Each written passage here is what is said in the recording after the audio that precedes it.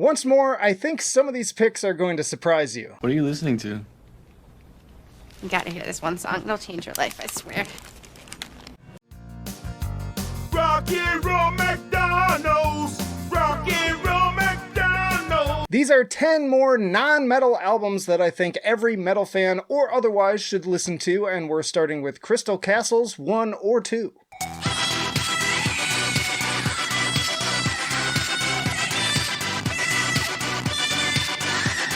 This Canadian electronic music duo formed in 2006 and really caught my attention when I came across them at Lollapalooza. Basically take infectious dance music, but then inject it with the seriously aggressive and experimental punk energy of Alice Glass, and you've got a recipe for something special. In particular, I wouldn't be surprised to find this band on Poppy's list of influences. I really enjoy their first 3 albums, but if you want the heavier side of things, the first and second album are probably the way to go.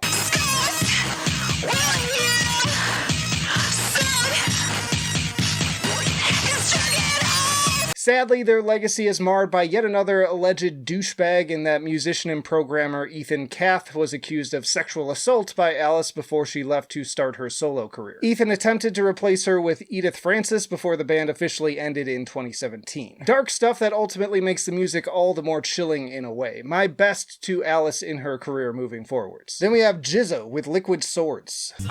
Mike fights, I swing swords and cut clowns. If it's too swift to bite, you record and write it down. I previously covered Wu-Tang's 36 Chambers on one of these lists, and Jizza is one of the masterminds behind that same project, with this being arguably one of, if not the best spin-off solo album. Once more, RZA's production just has such a cool vibe with the perfect mix of retro kung fu film atmosphere and 90s attitude.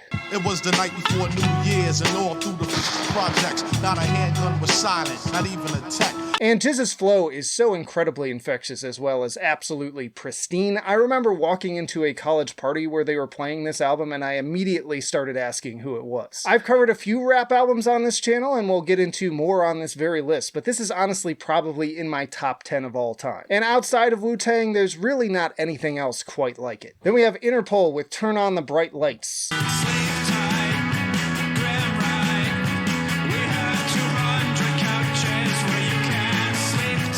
Indie rock and post-punk were getting dark and dreary long before metal was even truly a thing, but this 2002 album is one of my favorite examples of the style. Killer debut and frankly their best album if you ask me, despite the music being catchy with a few songs like PDA, Obstacle 1, NYC, and Say Hello to the Angels getting some radio play.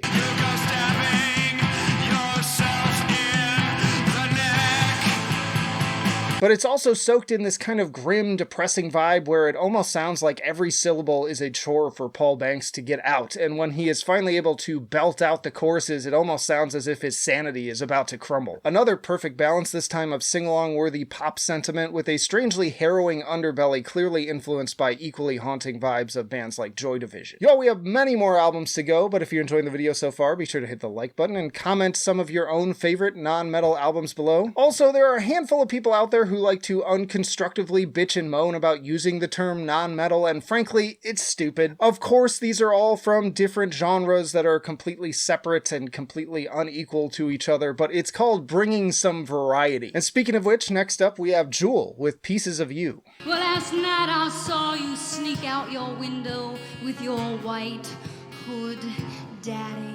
Much like with my Fiona Apple recommendation on the first of these lists, Jewel has a very eerie and at times full-on disturbing energy to the debut that goes well beyond the singles. And fittingly, if you hear her speak in interview, her life in Alaska up to this time had been rife with trauma and strife. That definitely comes through on the title track and Daddy in particular, songs that absolutely do not mince words or beat around the bush when it comes to discussing abuse and other challenging topics. You say he's a make you want to hurt him. The lyrics were actually pretty shocking to me as a kid, initially only familiar with songs like Foolish Games, You Are Meant for Me, and Who Will Save Your Soul, but even those more radio-friendly cuts have this unsettling undercurrent of emotional damage behind them, which personally I think make them all the more beautiful due to that genuine humanity, warts and all. Then we have Busta Rhymes with The Coming. Step up in the place, then yo, I step correct. I got you all in check. I got that head nod shit that make you break your neck. Busta doesn't have a lot of albums I love start to finish, but he is one of my favorite hip-hop artists thanks to his clearly Jamaican-influenced flow and flair for the strange. When people mention the 90s music video aesthetic, Woo-Ha is one of the first songs that comes to mind with its wild costumes, variable frame rate, and fisheye lenses. But even removing the visuals, tracks like Everything Remains Raw are rap songs you can both groove and bang your head to as much as any metal album.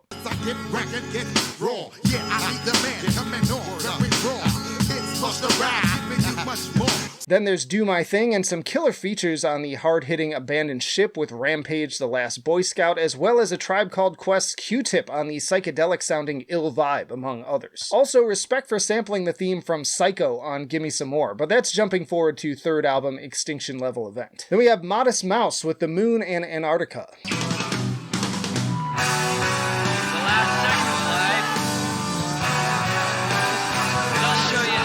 A little more indie music for you here. There was a time until around We Were Dead Before the Ship Even Sank that I would have called Modest Mouse one of my favorite bands. And while that time has passed, I still have love for their earlier works, with this 2000 record being my personal favorite. Kind of like what I said with Jewel, Isaac Brock strikes me as a pretty pissed off dude who's seen some shit. I'm gonna hit you on the face, I'm gonna punch you in your glasses, oh no. So while tracks like Third Planet and Gravity Rides Everything, the latter of which was even prominently featured on a Nissan ad, can seem bright and cheerful, they are never far from weirder and darker stuff like Tiny Cities Made of Ashes, The Cold Part, and The Stars Are Projectors. That last song in particular takes me to a similar contemplative place as most post-metal records. Then there's Nas with Illmatic.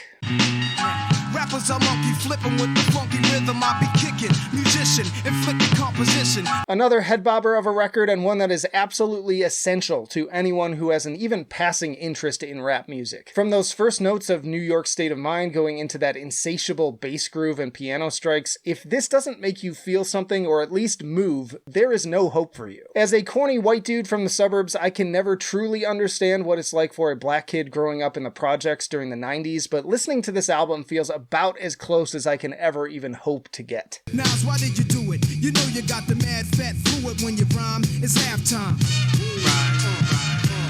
And once more, that sheer attitude feels every bit as spiritually heavy and at times nihilistic as most metal albums I listen to. Just replace Satan and gore with drug deals, cold streets, and drive-bys. Other highly recommended tracks, the trumpet-infused Halftime, the hypnotic One Time for Your Mind, and flawless closer It Ain't Hard to Tell, but really this is a 10 out of 10 masterpiece from start to finish. Then we have 4 Years Strong with Enemy of the World. I'm not gonna make it.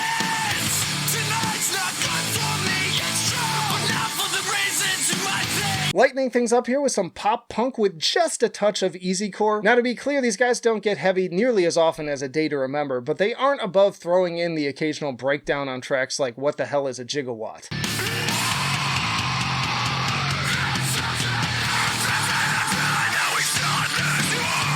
They even have a 90s pop covers album where their rendition of No Doubt's Spiderwebs randomly ends with the No More Head Trips breakdown from Pantera's This Love. Honestly, this is another one where I would recommend any of the first 3 albums in particular, but I think that this one is the most consistently strong and has the best production. And outside of those brief heavy moments, their songwriting is crazy infectious, on par with giants like Blink-182. Anytime I feel like improving my mood between black and death metal records, I can throw this on and belt out the words to every song with a smile on my face. Then we have Mobb Deep with the infamous. Be about you, son, they shook. Cause ain't no such things as halfway crooks.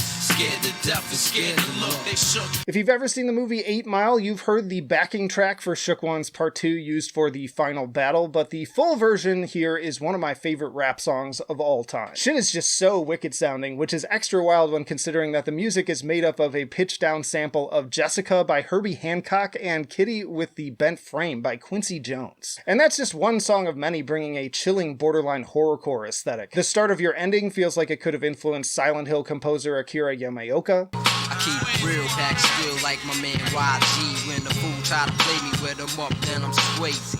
Survival of the Fittest is like the hip-hop equivalent of Doom, and Right Back at You combines more great attitude-driven hooks with features from Wu-Tang's Ghostface Killah and Raekwon. And then we have Touche Amore with Is Survived By. I was once asked how I'd like to be remembered, and I simply smiled. I said I'd rather. Easily the most metal-adjacent album on this list coming from the world of post-hardcore, but I still think that it warrants a spot on this list. I'm pretty sure my longtime buddy Rafi, whose band Gone Awry I've promoted on the channel a number of times, initially recommended them to me, and I could not be more thankful for this record in particular. Cheesy as it may sound from the first deluge of unbridled sorrow of opening track Just Exist, I feel confronted by my own mortality. And from there, others like To Write Content, DNA, Social Caterpillar, and the closing title track frequently bring me to the verge of tears. I made a pledge to myself if I was to raise my voice. Furthermore, I wouldn't be at all surprised to find out that this band has been an influence on post-black bands like Bossa de Naga and even Deaf Heaven. Powerful stuff. Again, if you can't feel anything from this, maybe when you're a little older you will. Y'all check out this playlist for more of my favorite non-metal albums, or check out this video for your specific recommendation, but that'll do it for now. Flight of Icarus signing off. I will see you in the trenches.